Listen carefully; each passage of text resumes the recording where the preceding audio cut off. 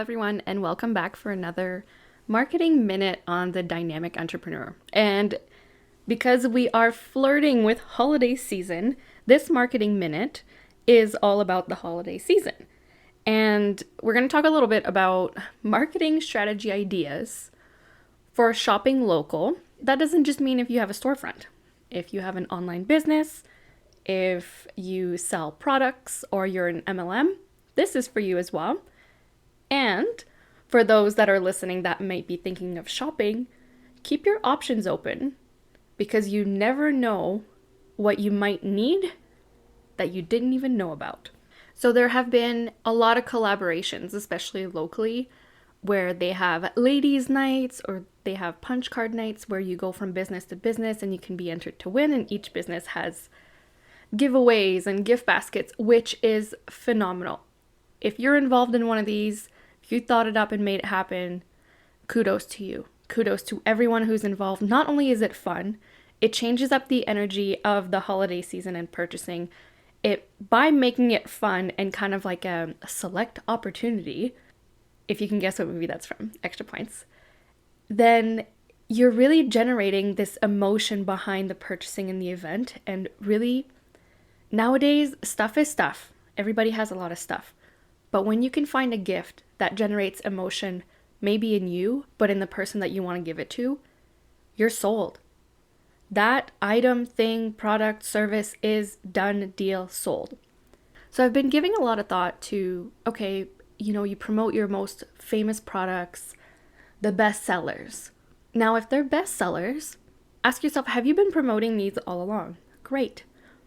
But what I would do as a marketing consultant, I would say, use those as a teaser to hook the attention and then present something that, according to you, is maybe not a bestseller, but offers so much value that they don't know about. So, for example, I'm just going to use a waitressing example because it's very easy and this has happened to 99% of us.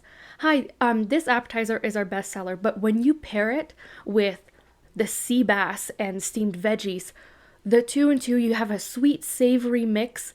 Sea bass is never like an opening gate bestseller.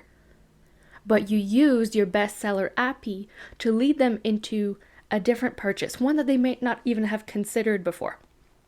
So enough of that example, but let's say you sell a hoodie that is just super liked and it's a great seller, it's an easy sell and everybody loves it. And you could do something like, hey, we all know you've heard of our best-selling hoodie here because of this, this, and that. But have you ever thought of XYZ? Or if you're in the beauty industry, we all know that our I'm not into facials at the moment. I wish I was. We all know that the facial XYZ is phenomenal. It helps reduce wrinkles and clears out your pores. But if you want to take it one step up, have you tried this one? And then you sell that one. So not only are you promoting one product, but you're piggybacking a whole other product they may not have considered before. And now you're showing them more of a plethora of what you have to offer. You're hitting a greater market, and it's just an extra business opportunity. So you're literally using a great seller to catapult something else to sell.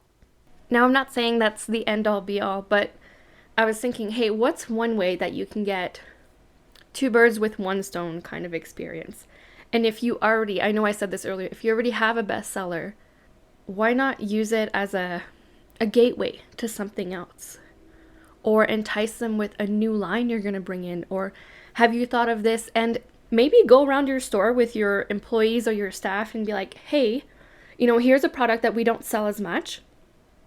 Who here has, one, tried it? Because there's nothing better than an anecdote or a live review from someone who has sold it, used it, knows it, liked it.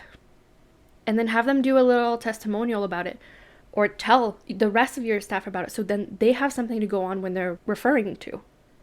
And we're always looking for something new, something to hook us.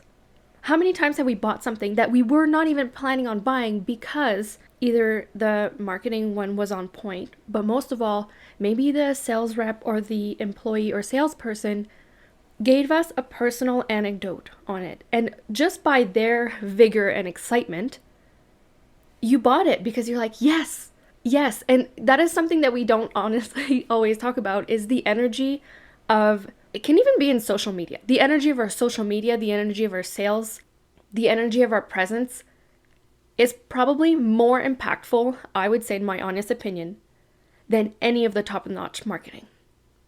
Any of it. Because we are looking for that emotion and connection, especially after the last 2 years. I mean, Amazon sure is very handy, but there is zero emotional connection to getting your package. And especially if we are looking to support local and we're going in and we're looking for the perfect present and we're having these interactions, make the most of those interactions.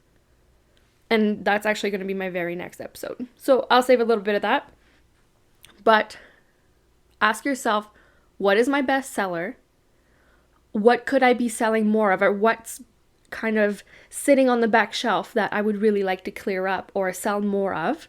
Use the best seller as a piggyback to promote this new item. And then just take a few minutes of how you can bridge the gap between the two. How would you do it, for example, on your Facebook and Instagram stories? Then how would you do it as a Facebook post? Maybe you boost that post. Maybe you don't. How do you maybe entice it to be more liked, comment, and share? Maybe, give them a few options and say comment which one you would like most. Because we all know that comments really generate more traction within the algorithms, regardless of what platform you're in. That's just a generic staple. And then have a meeting with your staff.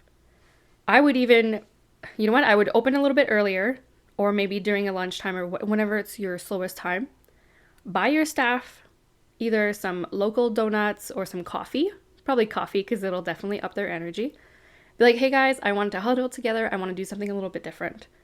So here, I bought you guys coffee and I want us to go around the store and you tell me or all of us which is your favorite product and why. So then we can all pull in on that energy and then maybe tell them why you're doing this, why you need to entice your staff to up their sales game as much as you need to entice your clients and your customers. We focus so much on the customers, but really without our staff and ourselves, how do we get that done? So maybe do give your staff an incentive and follow through on it. Maybe it's quick, because it's holiday season and things can be kind of rough in the service industry in holiday season. Give quick incentives. Okay, this week, the person that sells the most, this gets a gift card here and there. And somebody, well, that means spending more money. But does it though? If it increases your sales and your customer satisfaction tenfold, what's wrong with that? Absolutely nothing. And in turn, when you do get customers coming through, the whole energy shift in what they're going to do, the, mouth to ear, I forget the term in English, advertising they do when they leave, you're going to be repaid so much. So that would be my holiday technique. If I had any kind of sales position or I sold any product, especially if I had a storefront, you can multiply this tenfold. You can have fun with it on social media. You can even do lives. Maybe do lives. Every day, a new employee or your staff goes through the store and gives them an anecdote about their favorite product and why. It costs $0, and I pretty much guarantee you your revenue will be tenfold on it. So I hope you enjoyed this marketing minute. If you did, please share, like, and comment. And if you have any feedback, if you tried it and you saw results, let me know, and then I will channel in more information, more ideas to help you guys grow here, because that is what I want to do. That is why I started the podcast, and I'm leveling up just like we all are. Have a great day, you guys, and a fantastic holiday season.